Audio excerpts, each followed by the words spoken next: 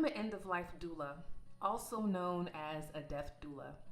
I support people who are planning ahead for the end of life, those living with a life-threatening or terminal illness, and those who are approaching the end of life alongside their family and circle of care. In this video, I'll share the 3 phases where doulas usually offer support, and then focus on one of them, planning ahead for the end of life.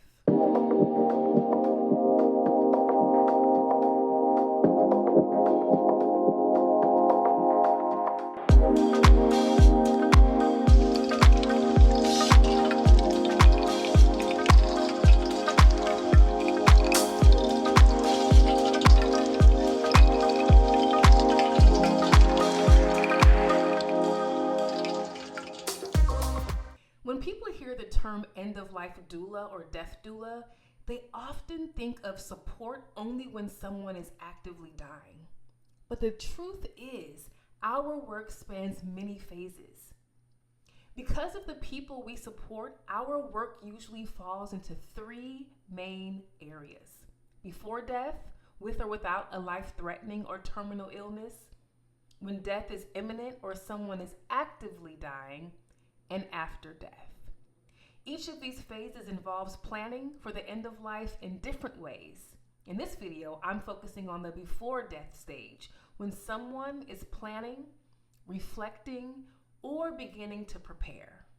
Here are the 3 ways a doula can help during this phase. And keep in mind, every doula brings their own gifts, specialties, and ways of working.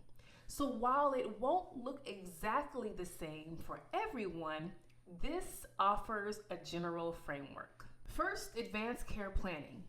This means making sure your wishes are known if you became seriously ill or died. It can include things like your medical choices, how you want your finances handled, or your final arrangements. For example, you may want your family to know that if you became very ill, your preference would be comfort care, things like pain relief and quality of life, instead of doctors trying every possible treatment. Doulas can help by facilitating these conversations, being a sounding board, and helping to get organized or begin writing some of these things down. But we do not replace professional medical, legal, or financial advice. Second, life review and end-of-life projects. This is when we take time to reflect on the life you've lived and capture the stories, values, and wisdom you want to leave behind. That might look like writing letters to family and friends, creating memory boxes, recording family history, or simply having meaningful conversations about your life. This work is powerful because it can take so many forms. For me, one of the most meaningful examples is a blanket my mother had made for me. She asked my aunt to knit it in secret, and the hope was that I would one day use it when I have children. Even though she knew she wouldn't be here, that blanket is her way of being present, symbolic of her holding and hugging her first grandchild. And that was one of her end-of-life projects. It doesn't always have to be big or complicated.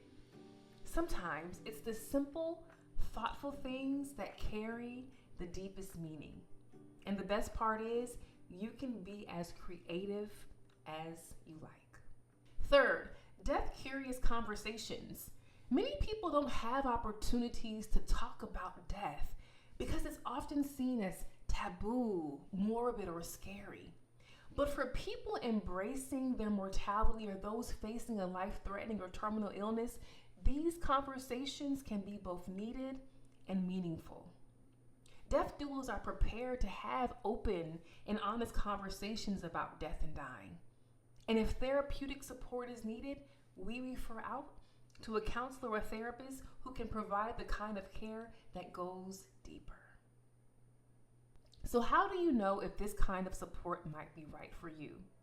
Well, if you're ready to be proactive about making plans for the end of life, If you've been diagnosed with a life-threatening or terminal illness and want to get your affairs in order or even work on an end-of-life project, or you simply want to start meaningful conversations about death, dying, and what feels meaningful to you, even without a diagnosis, a doula can support you through all of that. My hope is that this gives you a clearer picture of how doulas can support you before death, keeping in mind that every doula's practice is a little different. If this video has been helpful or you're interested in learning more about the role of a doula, please like and subscribe. And if you'd like to explore your own thoughts and feelings around death, dying, and grief, check out my guided journal, Life's Final Chapters. You can find the link below in the description. Thank you for spending time with me. Honor where you are and where you'd like to be, and I'll see you soon.